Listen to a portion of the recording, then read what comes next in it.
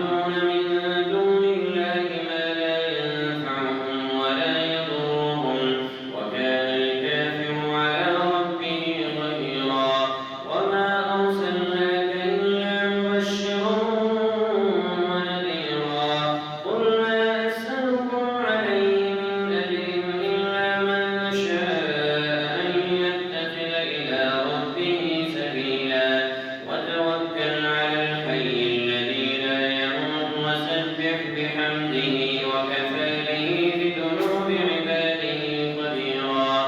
الذي خلق السماوات والأرض وما بينهما في 6 أيام ثم استوى على العرش الرحمن فاسأل به خبيرا وإذا قيل لهم اسجدوا للرحمن قالوا وما الرحمن أنسجد لما تأمرنا وزادهم نفورا الله أكبر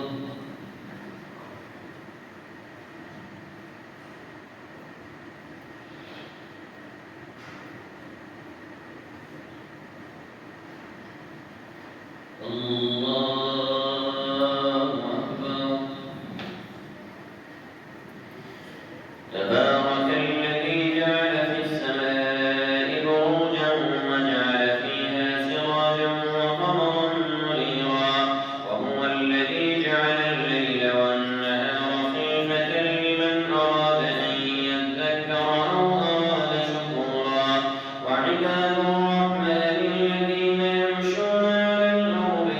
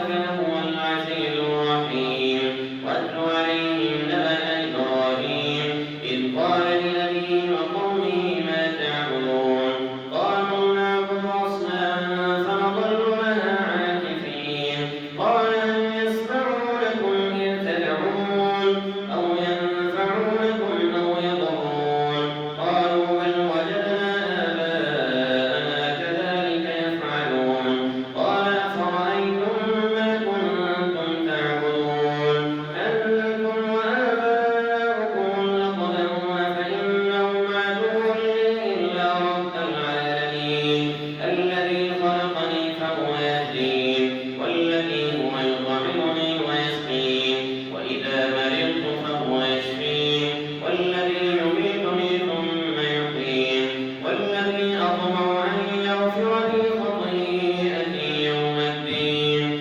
رب هب لي حكما وألحقني بالصالحين واجعل لي لسان صدق في الآخرين واجعلني من ورثة جنة النعيم واغفر لأبي إنه كان من الضالين ولا تخزني يوم يبعثون يوم لا ينفع مال ولا بنون إلا من أتى الله بقلب سليم وأزلفت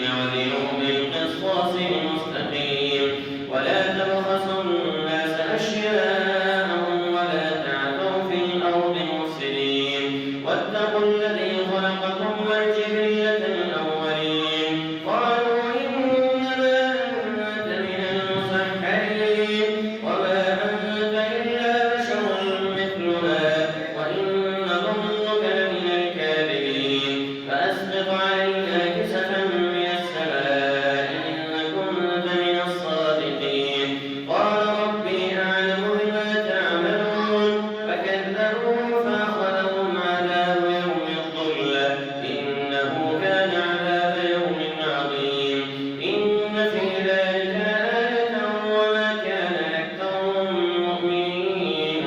وإن ربك لهو العزيز الرحيم وإنه لتنزيل رب العالمين نزل به الروح الأمين على قلبك لتكون من المنذرين بلسان عربي مبين وإنه لفي زبر الأولين أولم يكن لهم آية أن يعلمه علماء بني إسرائيل ولو نزلناه على بعض الأعجمين فقرأه عليهم ما كانوا به مؤمنين كذلك سلكناه في قلوب المجرمين لا يؤمنون به حتى يروا العذاب الأليم فيأتيهم بغتة وهم لا يشعرون فيقولوا هل نحن منظرون أفبعذابنا يستعجلون أفرأيت إن متعناهم سنين ثم جاءهم ما كانوا يوعدون ما أغنى عنهم ما كانوا يمتعون وما أهلكنا من قرية إلا لها منذرون ذكرى وما كنا ظالمين وما تنزلت به الشياطين وما ينبغي لهم وما يستطيعون إنهم عن السمع لمعزولون فلا تدع مع الله إلها آخر فتكون من المعذبين وأنذر عشيرتك الأقربين واخفض جناحك لمن اتبعك من المؤمنين فإن عصوك فقل إني بريء مما تعملون وتوكل على العزيز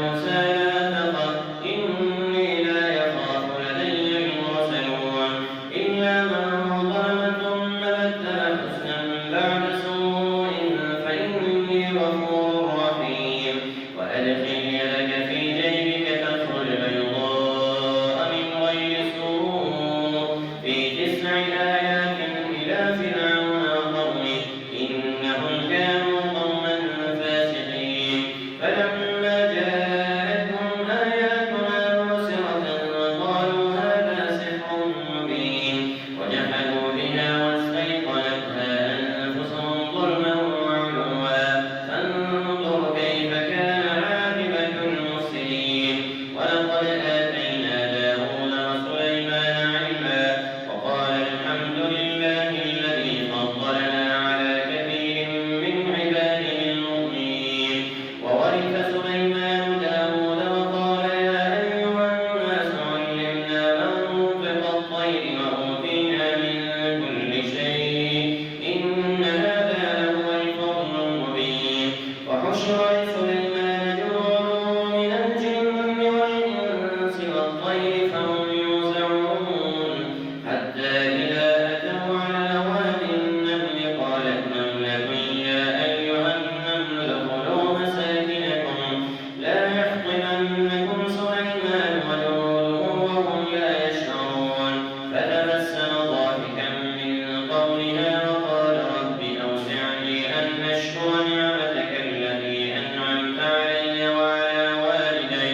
وأن أعمل صالحا ترضاه وأدخلني برحمتك في عبادك الصالحين وتفقد الطير فقال ما لي لا أرى الهدهد أم كان من الغائبين لأعذبنه عذابا شديدا أو لأذبحنه أو ليأتيني بسلطان مبين فمكث غير بعيد فقال أحدت بما لم تحط به وجئتك من سبأ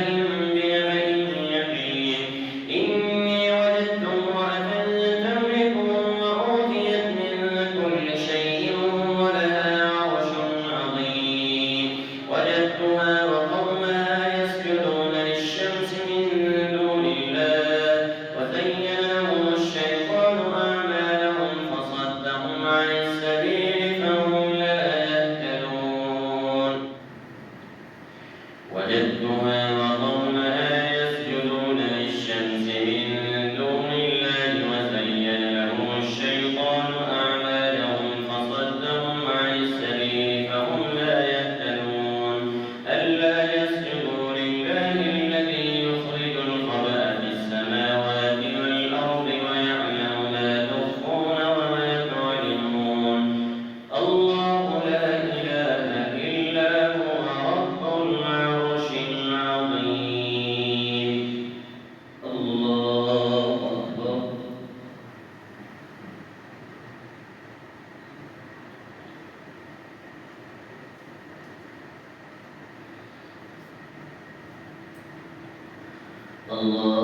الله أكبر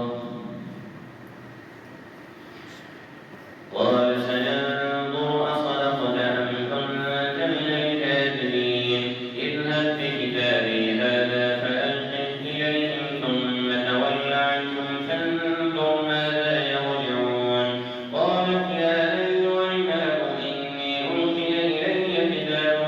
كريم إنه من سليمان وإنه بسم الله